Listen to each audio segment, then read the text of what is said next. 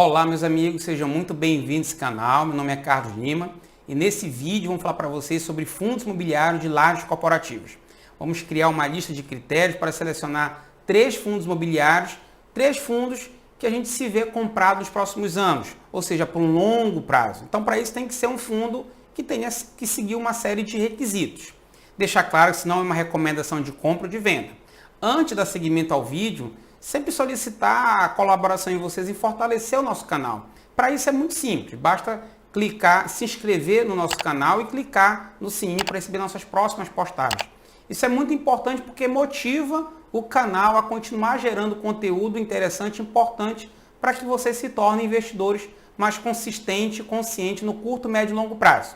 Então, para a gente poder falar de lajes corporativas, a gente tem que entender que esses fundos, eles compram participações em determinados prédios ou compram prédios inteiros e alugam aquelas lajes, aqueles andares para várias empresas, vários escritórios. Então isso não tem como deixar de existir. Esse setor é um setor que sempre vai existir. Óbvio que a questão do home office e a questão do coworking, isso tem mudado muito a estrutura das lajes corporativas, mas nunca vão deixar de existir. Então, já que nunca vão deixar de existir as lajes corporativas e sim vão apenas se reestruturar, a gente tem que entender quais são aqueles fundos de lajes corporativas que podem nos sempre gerar retornos e deixar a gente tranquilo para os próximos anos. Então, para isso, nós criamos uma lista de critérios. E quais são esses critérios? Primeiro, ser multi. Ser multi-inquilino, multi-imóvel e multi-cidade. A gente não pode investir num fundo imobiliário de tijolo que tem apenas um único imóvel. Vai que aconteça algum problema estrutural no imóvel, não tem renda. Ou se tem um único inquilino, tem um prédio enorme, mas tem um único inquilino. Se esse inquilino, por algum motivo, acabar o contrato, fica muito difícil o fundo continuar pagando os seus cotistas. E multicidades. Então, se a gente tiver um fundo imobiliário que tem vários prédios, mas tudo na mesma região, na mesma cidade, acaba sendo um pouco complicado. Mas se ele tem várias cidades ou vários estados diferentes, para a gente é melhor ainda. Então, a gente vai exigir um fundo imobiliário que seja multi-inquilino, multi-imóvel e multicidade. Uma gestão ativa, a gente não quer uma gestão passiva. A gente sabe que aqueles fundos imobiliários que têm uma gestão passiva é um fundo que praticamente todas as decisões são levadas para a Assembleia. E a gente sabe, históricos de decisões de Assembleia nunca favoreceu o inquilino e fazer com que o inquilino, de repente, cancele o contrato. Então, essas decisões levadas para a Assembleia é muito complicado, uma vez que decide muito a favor dos cotistas em detrimento dos inquilinos. E muitos cotistas não entendem que eles só sobrevivem graças à satisfação do inquilino. Então, você ter uma gestão ativa, um gestor que realmente tem um pouco mais de autonomia, experiência para gerir esse fundo é muito importante e vale a pena você pagar essa taxa de administração para ter um fundo bem gerido que vai continuar fazendo uma gestão de ampliar o seu negócio e deixar você de uma forma mais tranquila, ou seja, gerir de uma forma mais consistente esse fundo, fazendo com que ele consiga crescer. Isso é muito importante no fundo imobiliário. Outra coisa, a gente vai selecionar um fundo imobiliário que tenha uma boa participação no IFIX, que tenha volumes negociados importantes. Não um fundo imobiliário que negocie 30 mil, 80 mil reais por dia, 100 mil reais por dia, quer dizer, uma liquidez muito ruim mesmo. E fundos que tenham contratos atípicos, que tenham uma certa proporção de contratos atípicos na sua estrutura. A gente sabe que tem os contratos típicos e atípicos. Os típicos é aquele que o inquilino não quer mais, cancela o contrato, PT saudação, daqui 2 meses ele só paga aquele mês que ele está ali e vai embora.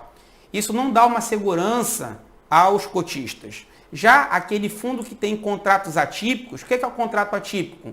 Contrato atípico significa dizer que o inquilino não pode ir embora a hora que ele quiser. Caso ele queira sair, tem que pagar uma multa ou praticamente quase todo o restante do contrato. Então isso dá não só uma segurança para o fundo, como faz o inquilino pensar 2 vezes antes de rescindir esse contrato.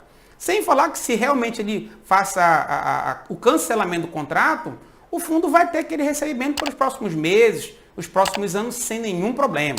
A gente vai procurar aqui um fundo imobiliário também que tenha um P sobre VP de no máximo 1,1, ou seja, que ele esteja com no máximo 10% de ágio em relação ao seu valor patrimonial. Acima disso, principalmente para os fundos de laje corporativa, já seria um fundo que esteja um pouco caro. Vamos exigir um fundo também que não tenha uma taxa de administração superior a 1,5% ao ano, que paga um yield anual de Selic, pelo menos Selic mais 2%. Claro, porque se for pagar a mesma coisa que a Selic, próximo da Selic ou abaixo da Selic, antes eu colocar o dinheiro no Tesouro Selic do que colocar num fundo imobiliário, uma vez que é renda variável. Então eu quero pelo menos Selic e um prêmio de risco de 2%. E que tem histórico de emissões. Um fundo que surgiu, está aí no mercado, mas não faz novas emissões, significa dizer que não é um fundo que tenha a intenção de crescer, de comprar outros prédios, de expandir o seu negócio. Então, para a gente é importante, sim, ter um fundo que tenha histórico de fazer várias outras emissões. Isso é muito importante vocês ficarem atentos. Uma fundação de pelo menos 10 anos. Ou seja, pela questão do raciocínio da perenidade do negócio, aquilo que eu sempre falo, quanto mais tempo um negócio tem, maior a probabilidade de continuar existindo, e quanto menos tempo ele tem, menor a probabilidade de continuar existindo. Então a gente vai exigir um fundo que tenha pelo menos 10 anos de fundação e que tenha como característica prazo indeterminado. Não é aquele fundo que ele surge hoje, mas ele tem um prazo mais ou menos determinado para ele acabar de existir. Existem alguns fundos nesse sentido. Então, fundos que começam hoje para acabar daqui a 4 anos, 7 anos, 8 anos. E a gente não quer isso, a gente quer um fundo para longo prazo. Então tem que ter um perfil de prazo indeterminado. E a gente consegue saber isso através dos relatórios. Ele nos diz se realmente é prazo determinado ou indeterminado. Bem, então a gente vai falar agora desses três esses fundos imobiliários. O primeiro é o KNRI11, que é o Kinea Renda Imobiliária. É um fundo híbrido, então já é uma coisa muito boa, porque ele tem uma parte de lajes corporativas e uma parte de prédios de galpões logísticos, porém a maior parte ainda é de lajes corporativa, por isso ele acaba sendo enquadrado como um fundo de lajes corporativa. O gestor dele é justamente o Kinea. Ele fez o IPO em 2010, então tem, bem dizer, 10 anos de fundação. Tem um patrimônio total bem grande aí, 3,7 bilhões de reais. Para um fundo imobiliário é uma coisa acima de 1 bilhão de reais, é um patrimônio total bem substancial. Tem uma liquidez média diária de negociação de 4,6 milhões de reais, o que é muito alto. Não é um fundozinho que vai comercializar 100 mil, 300 mil reais por dia. Já comercializa aí acima de 1 milhão de reais. Tem uma taxa de administração de 1,25% ao ano. Tem uma participação enorme, tem a maior participação no IFIX hoje, com 5,32%. Tem 200 mil cotistas. Então, você observa aí vários fundos que têm 8 mil cotistas, 15 mil cotistas. Você está falando num gigante que tem 200 mil cotistas. Está na 6ª emissão, então é um fundo que está crescendo, cresce cada vez mais, ou seja, ele faz novas emissões para capitalizar mais, comprar mais empreendimentos, seja lajes corporativas, seja galpão logístico, porque ele é um fundo híbrido que tende mais para o corporativo do que para o logístico. Então ele tem essa característica, essa intenção indeterminada de continuar crescendo, que para a gente, para o longo prazo, é muito bom. Tem 19 ativos nos estados de São Paulo, Rio de Janeiro e Minas Gerais. Principalmente São Paulo, onde se concentra algo em torno de 58% dos seus prédios. Rio de Janeiro e Minas Gerais, com o restante mais ou menos uns 20% de participação, quase 20% em cada estado. Tem um P sobre VP de 1,01, que para a gente está muito bom, que é abaixo de 1,1. Tem mais de 50 inquilinos, então a gente estava falando de ter mais de um inquilino, aqui nós temos 50 inquilinos, o que é uma coisa que nos dá uma segurança muito grande. E paga um yield anual de 4,91% ao ano. Bem, agora eu já falado para vocês sobre o HGRE11 ou o CSHG Real Estate, onde o gestor é o Credit Suisse, fez o IPO em 2008, então inclusive ele é mais antigo do que o Kinea. Tem um patrimônio um pouco menor, mas acima de 1 bilhão de reais, tá? 1 bilhão e 700 milhões de reais. Tem uma liquidez média diária de 2,9 milhões, então você vê que tem uma movimentação diária bem importante, bem substancial, uma taxa de administração de 1% ao ano E tem uma participação também muito boa, não tão grande quanto o Kinea, mas você vê que é uma participação de 2% no IFIX. Tem 89 mil cotistas, também é um gigante em termos de cotistas. Está na 8ª emissão, então até mais emissões do que o próprio Kinea. 22 ativos e está em 4 estados, né? Está em São Paulo, Rio de Janeiro, Paraná e Rio Grande do Sul. Sendo que, bem dizer, 70% desses prédios estão em São Paulo. Tem um P sobre VP de 0,86, então está muito bom, né? Está bem abaixo de 1,1. Tem 62 inquilinos, então tem bem mais inquilinos do que o Kinea e paga um yield anual de 4,85% ao ano. E para finalizar, o BRCR11, que é o BTG Pactual Corporate Office Fund. O gestor é o BTG Pactual, também o IPO em 2010, então tem 10 anos de fundação, que para a gente é muito bom. Tem um patrimônio total de 2,5 bilhões de reais e uma liquidez média diária de 9,7 milhões. Então é o fundo que movimenta muito diariamente nos últimos dias. Tem uma taxa de administração de 0,25% ao ano, mas tem uma taxa de gerenciamento de 1,1% ao ano. Tem uma participação muito boa no IFIX, 2,85%. Tem 99 mil cotistas, está na 7ª emissão, que para a gente é muito interessante, muito legal. Tem 12 ativos, mas só em 12 estados, São Paulo e Rio de Janeiro, onde 70%, 75% desses prédios, desses imóveis são em São Paulo mesmo. Tem um P sobre VP muito bom, 0,83, abaixo de 1,1. 63 inquilinos, até então é o que tem, dos 3 que nós vimos, é o que tem a maior quantidade de locatários. E paga um yield também melhor do que os outros dois, 5,8%. Aí você fala assim, Carlos, mas esses 3 que você falou não pagam um yield muito bom, meu fundo imobiliário paga 7,5%, o meu paga 8%, paga 9%. Veja bem, a gente tem que entender que lajes corporativas, em geral, não pagam um yield tão alto. É um subsetor, é um setor de fundo imobiliário que não paga um yield tão alto. Ah, cara, mas tem outros fundos de laje corporativa que realmente pagam um yield maior do que esses aí. Sim, só que você não pode pensar em comprar um fundo imobiliário pensando exclusivamente no yield. Você tem que pensar em outras coisas, principalmente se você visa o longo prazo.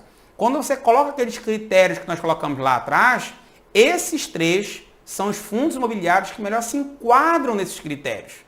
Óbvio que vão ter fundos que vão pagar um yield maior. Lembrando que você não pode ter na sua carteira só fundo de laje corporativa. Você tem que ter laje corporativa, você tem que ter shopping, você tem que ter galpões logísticos. Enfim, você tem que mesclar fundo de papel, fundo de fundo. Então você vai ter que ir diversificando o seu portfólio. Nesse vídeo a gente falou apenas de lajes corporativas. Ninguém está mandando você comprar o fundo, apenas lhe mostrando um estudo, critérios que nós criamos para a gente chegar nessa conclusão. Você que vai ter que julgar se isso aí é importante, se não é, como você vai usar isso na sua carteira de investimentos. Mas quando você olha esses 3 fundos de laje corporativa, sem dúvida, são os mais robustos, os mais consistentes, os que conseguem entregar um resultado a curto, médio prazo, uma previsibilidade bem melhor. Então, esse que é o nosso recado aqui. Óbvio que com a questão da pandemia, foi um setor que sofreu bastante, né? Principalmente com a vacância. Não foi o que mais sofreu. Outros fundos, principalmente de shopping, foi o que sofreram muito mais. Mas todos os fundos sofreram um pouco. E laje corporativa não foi diferente. Sofreu, não foram os que mais sofreram. Acreditamos que nos próximos meses isso tende a melhorar pela questão da vacina, pela questão dos estudos com tratamento do Covid. Então, esses fundos eles tendem a se recuperar e também a pagar dividendos melhores nos próximos meses. Agora, tem que ter um pouco de paciência também em relação a isso, porque uma coisa depende só do fundo. Então, para esse vídeo era só isso. Espero que vocês tenham gostado. Lembre-se, ajude a fortalecer o canal. Então, se inscrevam no canal, ative o sininho para receber nossas próximas postagens. Coloquem nos comentários aí o que vocês acharam, qual o fundo que vocês achavam que poderia estar aqui. E antes de finalizar esse vídeo, eu gostaria de deixar muito claro para vocês, tirar uma dúvida do que eu vejo alguns colegas falando aí, de tem que ter cuidado com fundo imobiliário que tem um P sobre VP baixo e paga um yield baixo, porque quando ele começar a subir, o yield vai ficar mais baixo ainda. Gente, isso é uma bobagem. Isso não tem nada a ver. Imagine você se um fundo imobiliário pague aí um yield mensal de R$1. Vamos supor que ele pague R$1 por mês. Se o preço dele subir, ele vai continuar pagando R$1. Ele não vai pagar menos que R$1. É óbvio que R$1 em relação ao atual preço dele maior, óbvio, vai ser percentualmente menor. Mas você não vai estar ganhando menos por causa disso. Então tem algumas pessoas falando bobagem por aí e dando a entender às pessoas que estão iniciando que não podem comprar fundos imobiliários que estejam com PVP baixo e não pagam um yield tão alto. Porque se vai subir, se valorizar, esse yield percentual, claro, o percentual vai diminuir porque o valor total do fundo vai valorizar. Mas isso, você não vai perder dinheiro com isso, ele vai continuar pagando a mesma coisa. Então, por esse vídeo era só isso. Agradeço a presença de vocês até o final do vídeo. Dê um joinha, compartilhe essa informação e até nosso próximo vídeo.